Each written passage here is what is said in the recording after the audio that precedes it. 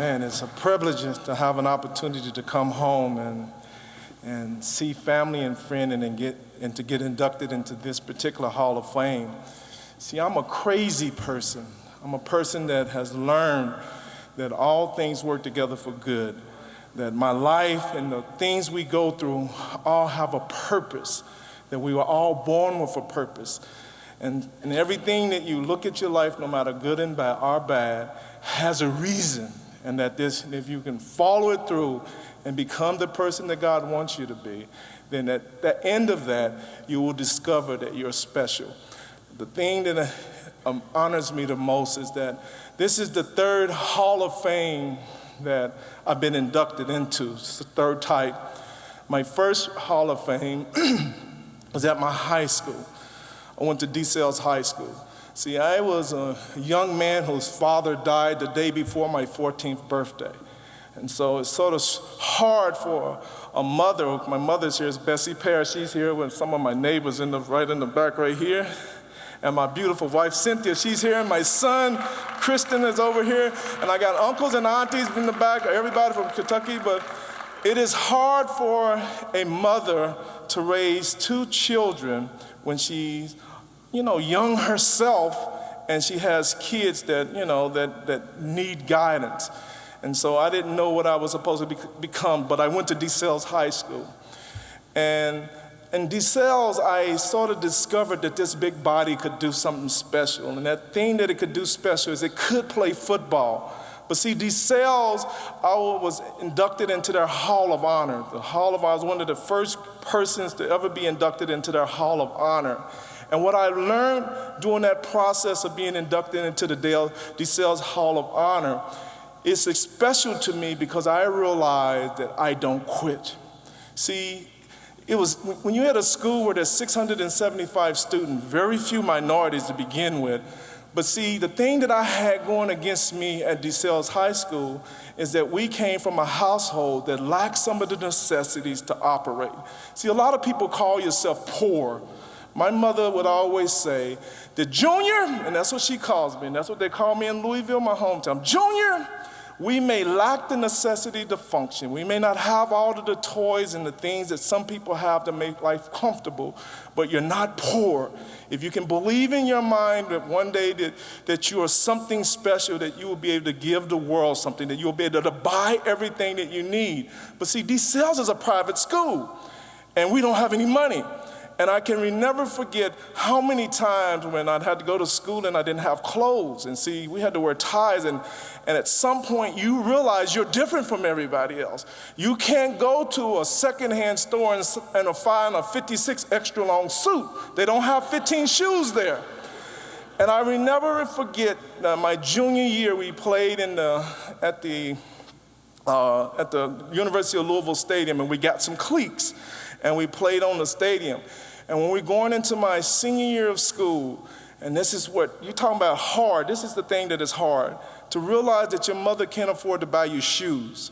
And you have to go to school, and the only thing that you got that even, you can't wear tennis shoes at my school, and the only thing that you have that sort of resembles real shoes is your cleats.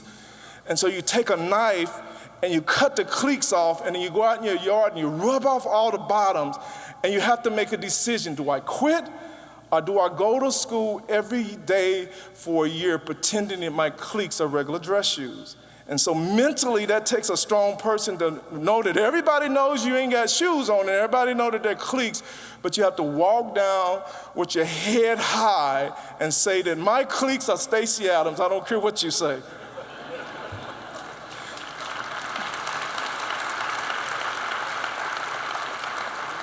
And even though there was people who believed that you could not have success, I knew and found out that I was capable of having success. But something you moms, I want you to understand. My mom may miss out on a whole bunch of things, but one of the things that she was my motivational speaker. She said, Junior, you don't have shoes and you don't have clothes today, and I know you got to go to that school and you got to look bad.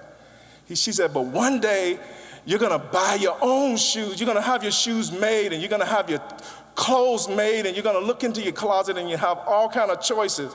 The shoes that I have on my feet are mine, I didn't rent them. The tux that I have on my body is mine, I didn't rent it. Mama, you were right.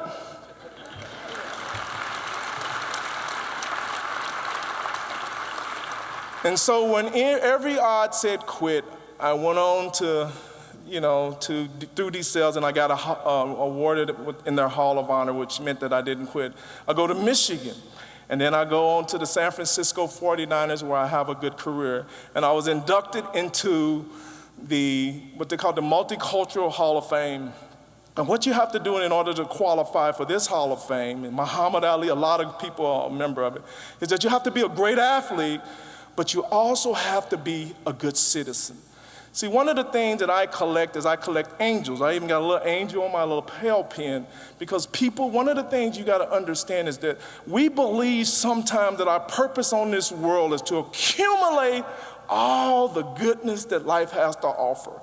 And that if we die with more toys than someone else, then we've had success. I remember how success was defined to me.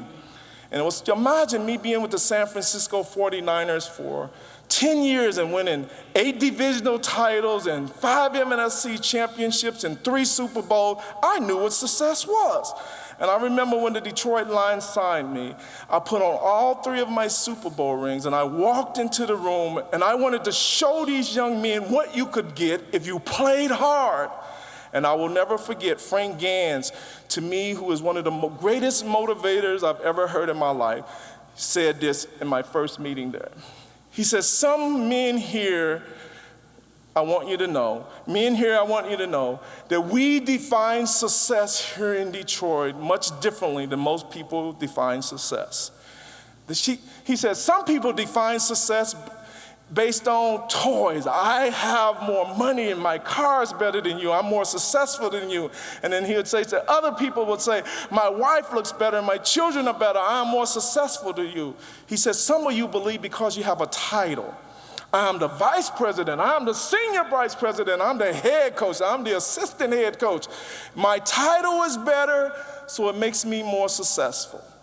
He looked at me with my 3 Super Bowl rings and he said, some of you even believe that because you wear the trinkets of past success, that it makes you successful now. Well, I'm the only one in there with Super Bowl rings, so I know he's talking to me. He said, that doesn't make you successful. He said, here in Detroit, you're only successful when who you are, when this team feels the impact of your demeanor. When who you are changes the things that you decide to touch. When this team, when this family, when this profession feels the impact of your demeanor, then and only then are you successful. So to me now, success is measured by whether the community that I serve, whether the church that I serve, whether the children that I touch feels the impact of my demeanor. And so everywhere I go, I tell people, no matter what you're good at, and what people think that you may be good at, or maybe no matter what your limits are, no matter what anyone says to you, that you have the ability to make the world different, that God did not make mistakes, that you, no matter what your differences are one of his chosen people, and that he's given you a piece of creation's puzzle, and it's your responsibility to put it in place. And that's what I told people, and I feel great that I was honored by the Multi-Ethnic Hall of Fame because they recognized that I made a difference in my community. I was an angel to someone. Take your wealth, take your knowledge, take the things that you do. Look for people in the world that need their mind or their life touched. Look for someone that you can say, you're having a good day. Look for someone to tell them, you look good today. Look for someone that needs your money. Look to be an angel for someone. I collect angels because my goal in life is to be an angel for someone. And now today, I deal with my 3rd Hall of Fame. And see, the thing that is so special about this Hall of Fame is that it's not about me. It is about people, and it's about someone that saw something out of nothing. So you got to understand, I was an 8-year-old kid thinking that I could never do anything. And I was a 13-year-old kid thinking that I could never do anything. And I was a 14-year-old kid thinking that I could never do anything. And then all of a sudden, some man saw something good in me and kept telling me I was good until I believed him. Coach Madrick told me I was good so often until eventually my swagger reflect what he said about me, and I began to believe that I was good. And so as I'm inducted into this Hall of Fame, it's really not about me. It's about people like Coach Madrick that sees young people who are lost and young people who can't figure out what they're made to do or who they are or why they are. And he took the time to see something special in that person. See, every once in a while, Coach, when you see something special in a person, they grow up to be a Hall of Famer, and I like that. And in closing, the thing that I would like to do, I know this is about me, but Coach, I want you to come here for a minute. Now, this is my Super Bowl watch. Now, it's not the one that they give you when you play, but I think that if it wasn't for you, I would have never understood that inside of that massive person that there was a great, sweet, good-looking man that can play football. And I would like for you to have my Super Bowl ring, my Super Bowl watch, because I appreciate everything that you did. Thank you. We gotta go over here, Bubba.